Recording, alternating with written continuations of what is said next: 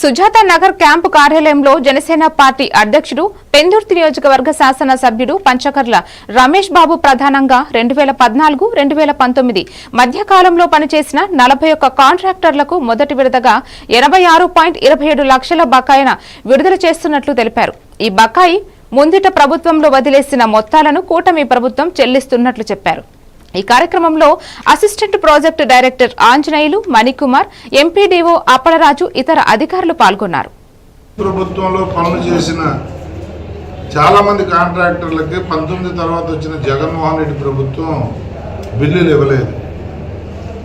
మరి వాళ్ళందరికీ కూడా న్యాయం చేయాలని మరి ఇప్పుడు మా కూటమి ప్రభుత్వం వచ్చిన తర్వాత అవన్నీ కూడా వెరిఫై చేసి ఫస్ట్ ఫేజ్గా 41 మంది వెండర్స్కి 86,27,577 రూపాయలు ఈరోజు రిలీజ్ చేయడం జరుగుతూ ఉంది. అంటే గత ప్రభుత్వం బాధ్యత లేకపోతే ఇదేదో పాత బకాయిలు అని చెప్పి వదిలేయకుండా గతంలో మా మాట గౌరవించి మా టైంలో 14-19 మధ్యలో చేసిన వాళ్ళందరికీ కూడా న్యాయం చేయాలి అని చెప్పి మేమైతే జగన్మోహన్ రెడ్డి వదిలేసి వెళ్ళిపోయిన ప్రతి బకాయి తీరుస్తూ ఉన్నాం ఈరోజు.